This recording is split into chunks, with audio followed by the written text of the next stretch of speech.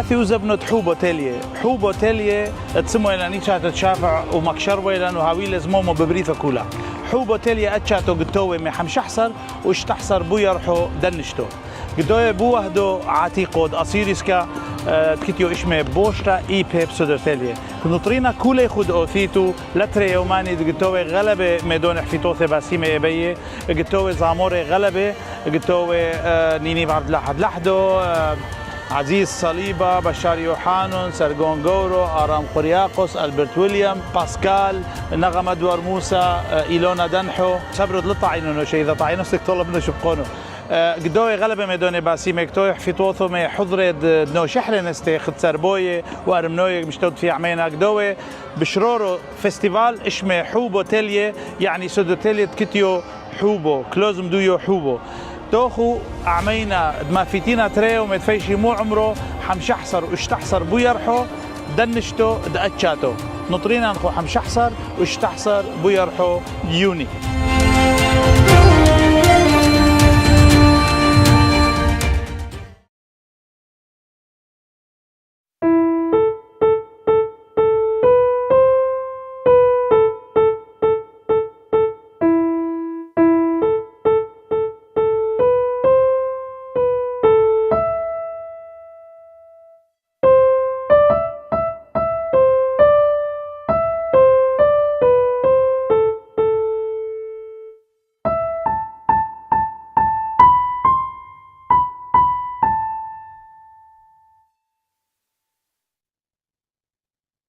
Hello, my name is Joseph Pirayou. I want to welcome you to today's program.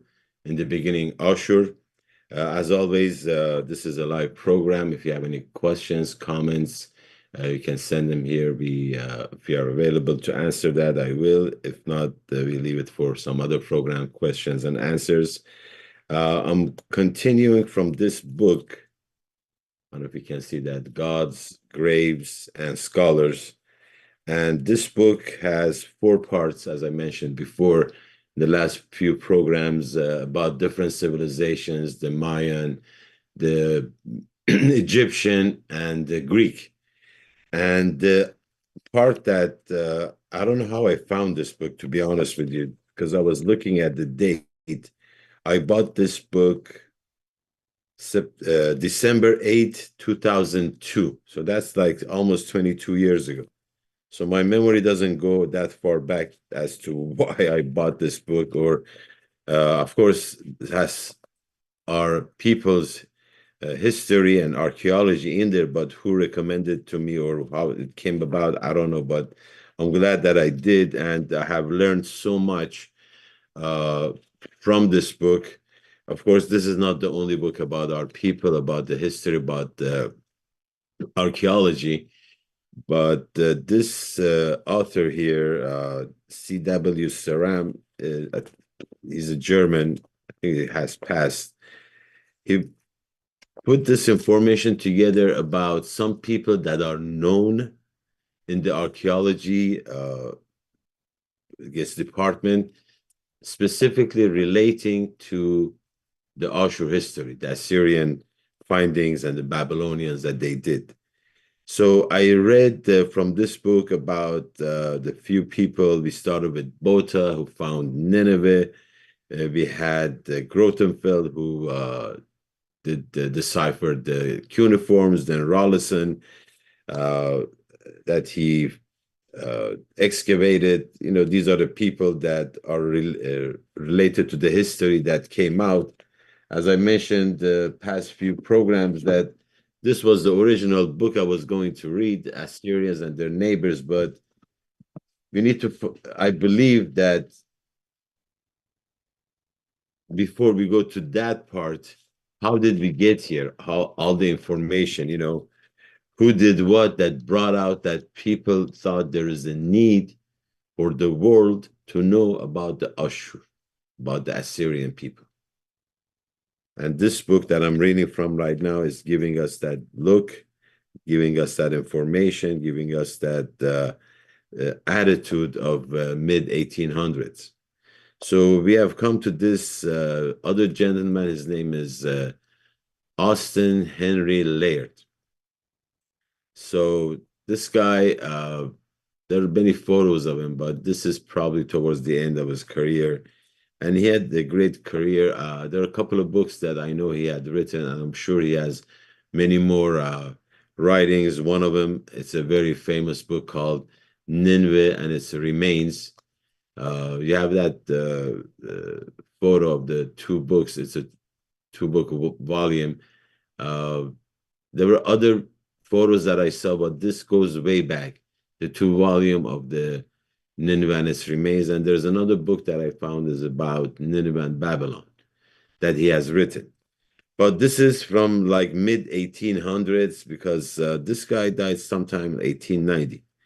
So I'm going to read a few parts from this book, and later we will get, not later, as it continues, you will see the direction that the author of this book wants us to take. So it starts with this part. It says, in 1854, the London Crystal Palace was moved from Hyde Park, where for 3 years it had housed the World Exposition, and taken to Sydenham, where it was fitted out as a museum. With this, the people of Western Europe, for the first time, were able to form some idea of the luxury and splendor of those biblical cities so often condemned by the prophets as sinks of sin and corruption. Sinks of sin and corruption. 2 enormous old Assyrian rooms and a huge palace facade were reconstructed at this new British museum. It says 2 enormous old Syrian rooms. So I believe the British Museum, the first items that they had were this Syrian.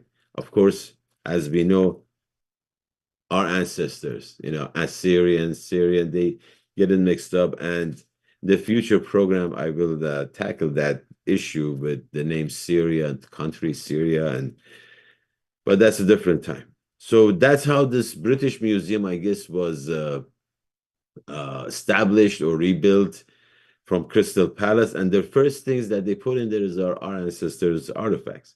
These exhibits offered an overwhelming impression of an architecture hitherto known only through legend, through Bible, and fanciful travel goers written by the writers of antiquity. So that's how this gentleman starts this book. I mean, this part about Henry Layard. Another thing that I'm going to bits and pieces from here says Layard's career is very similar to those of Botha and Rawlinson. All three were adventurers at heart and fascinated by power, scientists of rank, yet worldly men, inclined to politics and experienced in the art of handling people, yet sensitive to the beautiful. So there are interesting things that they are mentioned, that how these people are, that did the digging, how personalities, they're adventurous, scientists, fascinated power. There is some common personality or common place that these people have together, common. And another thing is that he's mentioning, there is that gentleman called Schliemann. He's the one who found Troy and the Greek antiquity and things like that. And he's comparing these two together, that how they were different and how they were alike. See, these are the people have dug history out of the earth. When they were talking about Egypt, there was no problem. Everything was outside on the surface. Whoever traveled, they could see the pyramids. So there is no mystery there to dig and find out, oh, there was this civilization that old.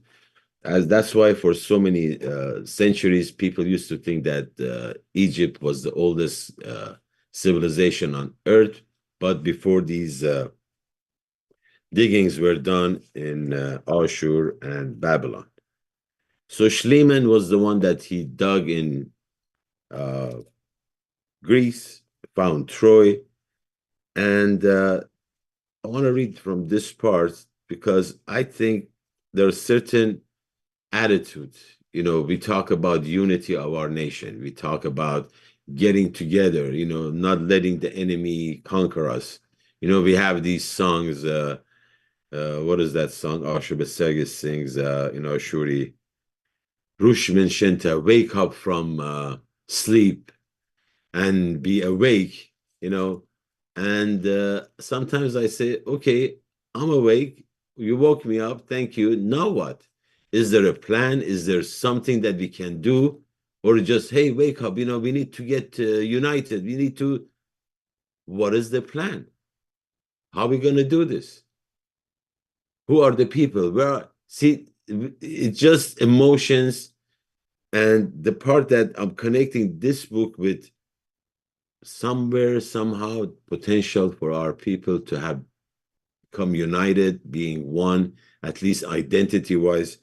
You look at the lives of these people that made a difference to us.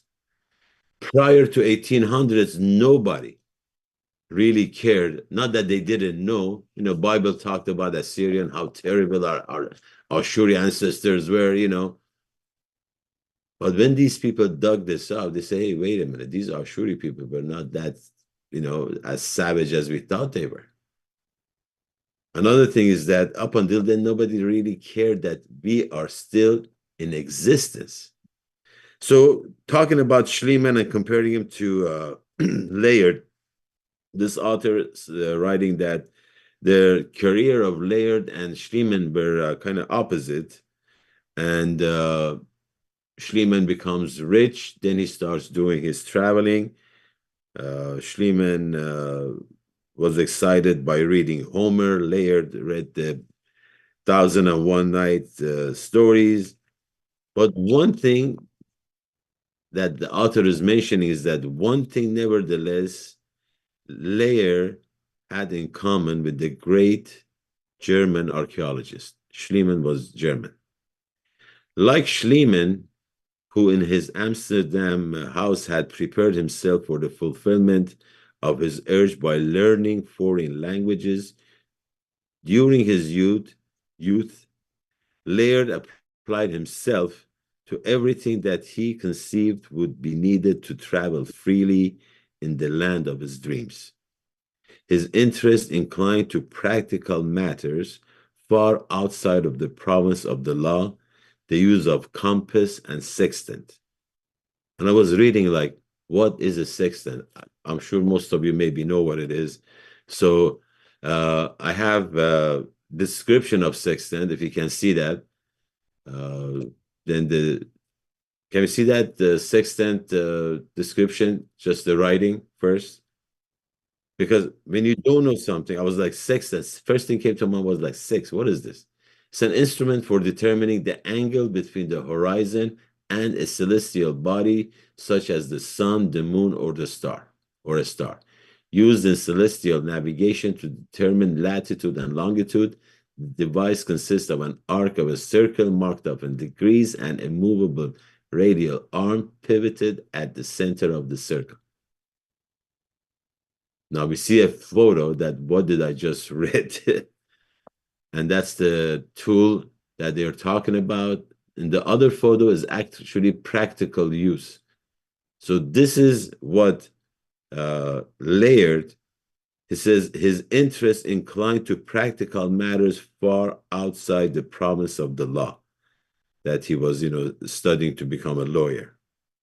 The use of compass, sextant, how to go about making topographical surveys, and the like. He studied first aid methods and ways of combating tropical disease. Not the least, he learned some Persian and other languages spoken in Iraq and Iran. That's interesting. It's the personality. You know, it's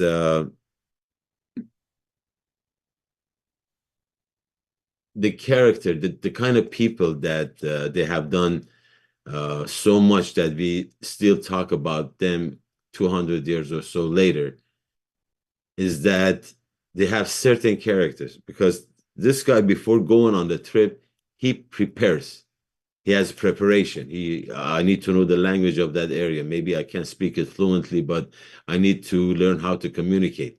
We're going to these places that I need to find the area. There are ruins over there, so I need to learn about certain equipment, how to use them, so I can do the survey myself.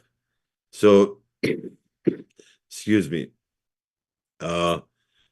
Another thing that I mentioned was that the ruins, that the Ashur ruins, they were all underground. Egypt and other, even some Greek, Athens, they have the palace, everybody that most of these civilizations, everything was outside. Ours, they had to dig, they had to look for it. Like Botha, when he went to, what's it called? Through Bible, found Nineveh. So there is a city called Nimrod, or Numrud, as we say it in our language. And the reason this author is writing that, the reason Layard was looking for Nimrod was that he had read about it in the Bible. And this is the part this author is writing here that is from the Bible. It says, Cush, we are told in the 10th chapter of Genesis, was son of Ham, whose father was Noah. Noah has 3 sons, their wives, and a host of animals began to repopulate the earth after humanity had been punished by a great flood. And this is the part that he reads from the chapter 10, Genesis. And Cush, son of Noah, begat Nimrod. He began to be a mighty one on the earth. He was a mighty hunter before the Lord. Wherefore it is said, even as Nimrod, the mighty hunter before the Lord. And the beginning of his kingdom was Babel, and Erech, and Akkad, and Calneh in the land of Shinar. Out of that land went forth Ashur, and builded Nineveh. This Ashur that I'm reading is not me reading. I want to say it's Ashur. It's not written Assyria. It says Ashur. Out of that land went forth Ashur, and builded Nineveh, and the city of Rehoboth and Calah. And written between Nineveh and Calah, the same is a great city. So they're going by these writings. There is that city, there is that leader, there is that builder. And that was their guide for Botha, for Layard, and he somehow he's studying law, he's in an office, but he wants to get out. Okay, you want to get out, go to Alps, go to nice places, go to places that, why you want to go to Middle East during that time that he went there was like 1839 or something like that. There were issues between the different tribes in what is today Turkey, northwestern, what would that be? Northern Iraq of today, southeast Turkey, northwest Iran. This is the general area that most of these excavations have been made. And this guy just wants to go there. What's the attraction? I mean, thank God he went there, because if he wouldn't, we wouldn't have the book, the 2 volumes of Nineveh and its remains, the proof that there was actually a Nineveh, because the Bible talks about Jonah and the story of the fish, that he doesn't want to go to Nineveh. Everything was, fable, just, myth. Yeah, there is Nineveh, but not necessarily the fish he ate. It was Jonah went in the belly of the fish. That's fine. But the thing is that the author of this book, it's talking about certain personalities that it takes to come and do what they did. Because Austen has a lot of writings. After he goes to these places, he starts writing about different experiences that he has. And I'm just going to go pick a few parts from what he has written. So he was 28 years old when he went to do the digging. So one part that he's writing about after have certain findings, he says that I observed with surprise the elegance and richness of the ornaments, the faithful and delicate delineation of the limbs and muscles, both in the men and horses, and the knowledge of art displayed in the grouping of the figures and the general composition. We're showing a playlist of certain tablets and photos that they have different museums. I don't know if any of you have been to British Museum, Louvre, Berlin, uh, Metropolitan Museum in New York, or if you are in the homeland, the Baghdad Museum. I know there are other museums around the world. Last year, when my wife and I we went to both British and Louvre, I couldn't stand and just look because I was getting very emotional and upset. Uh, Layard is talking about that he observed with surprise the elegance and richness of the ornaments, the faithful and delicate delineation of the limbs and muscles. The people who put just this photo that you see here is like what is it called? The scuba divers that we have, the sheep, the one before that they are like, no, doesn't matter, just play that. So these are the detailed work. It's okay. Just keep it going because there is so much. That's the one. Yeah. Look at the muscles, and that sheepskin he's holding under his belly. He is scuba diving. That's the point. It's okay. Keep it going. It says that the faithful and delicate delineation of the limbs and muscles, both in the men and horses, and the knowledge of art displayed in grouping,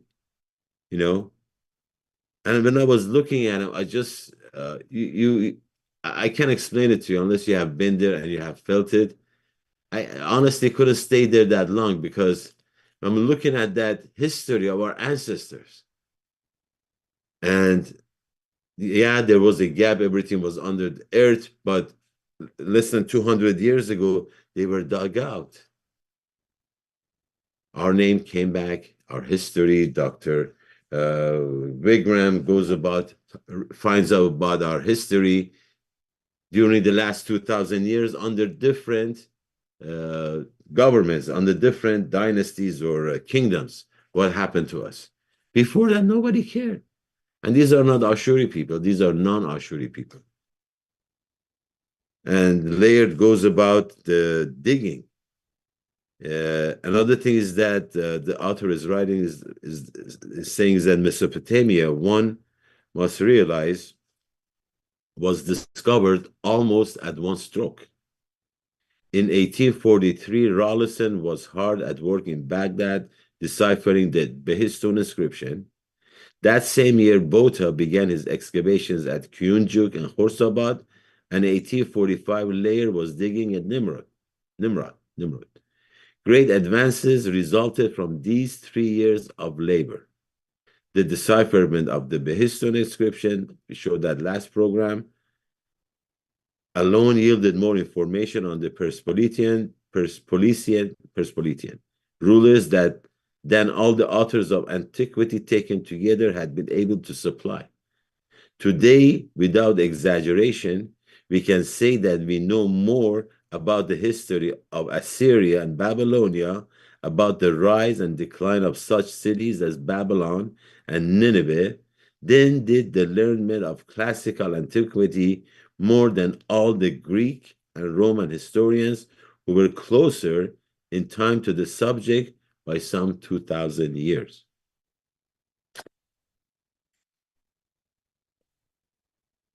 It's amazing that the timing, the digging, the result, the different people that at the same time did whatever that they did. There's another thing that he's writing about one of the figures that we were showing. They're like four, I don't know if I have it in the playlist, but it says that the figure, four astral gods that were identified with the four cardinal points of the compass. According to the Assyrian tradition, Marduk was shown as a winged bull, Nebu as a human being, Nergal as a winged lion, and Ninib as an eagle.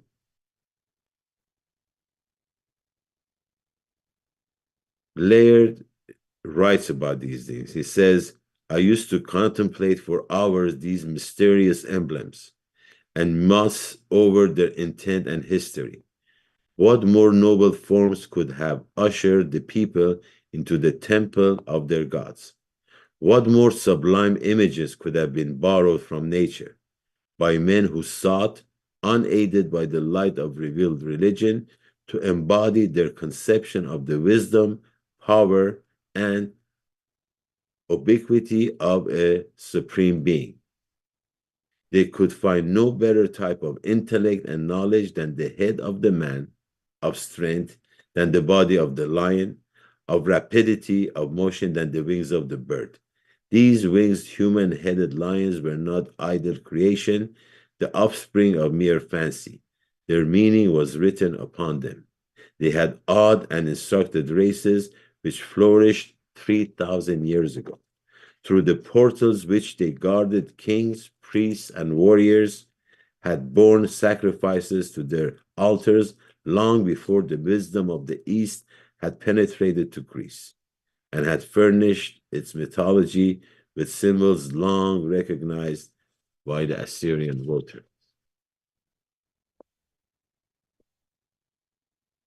Another thing that I'm reading from his writings is that for 2,500 years, everything that they dug up, the palaces, the tablets, everything was hidden.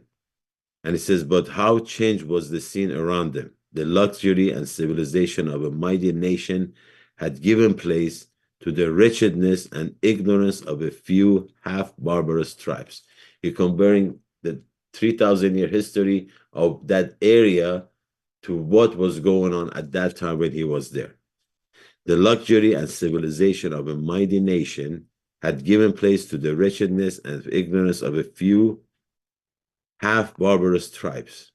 The wealth of temples and the richness of great cities had been succeeded by ruins and shapeless heaps of earth. Above the spacious hall in which they stood, the plow had passed and the corn row waved. Then he quotes from Bible about what has happened to the will happen to the Ashur people.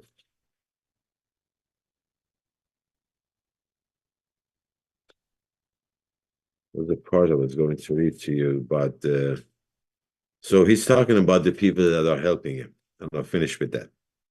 We will descend into the principal trench. He's talking about the daily activity about those areas that they're digging. By a flight of steps rudely cut into the earth, we descend about 20 feet and suddenly find ourselves between a pair of colossal lions, winged and human-headed, forming a portal. In the subterraneous labyrinth which we have reached, all is bustle and confusion. Arabs, that's the part. Arabs are running about in different directions, some bearing baskets filled with earth, others carrying the water jars to their companions. The Chaldeans, or Tiari, in their stripped dresses and curious conical caps, are digging with picks into the tenacious earth, raising a dense cloud of dust at every stroke. So he knows about Chaldeans and Tiari. I don't know about those of you who don't know who Tiari are. These are one of the five Ashuri tribes in the Hakkari Mountains, which is, not too far from Mosul, right? But he says Chaldeans or Tiari, they put them the same. See, back then he didn't know the Chaldean was just a denomination that they called themselves after the denomination, but that's a different story. We come to the point that the area, the richness, everything is gone, but it came out again. And it's up to us to flourish that. Other people have labored, have dug for whatever reason. They wanted fame, they wanted power, they wanted money. But from what was going on in their head and in their heart, Ashur came out of the ground for centuries. Nobody believed there was such a place or such people, and nobody cared. And it's up to us to continue. That's why I'm reading about these. This is fun. It's just amazing. I like it when some other non-Ashuri is talking about us. You go to the British Museum, Louvre, Berlin, New York. British Museum was established by our artifacts. It became famous British Museum. Without us, there would be nothing. On that note, we're coming close to the end of the program. Thank you for watching. Thank you for sending us information. What else that I should do? Thank you for that. But until then, we will finish with the promise. Blessed be Ashur, the work of the Creator's hand. Thank you again. In the name of Ashur, Mabqila. See you next time. Bye-bye. Sheikhane.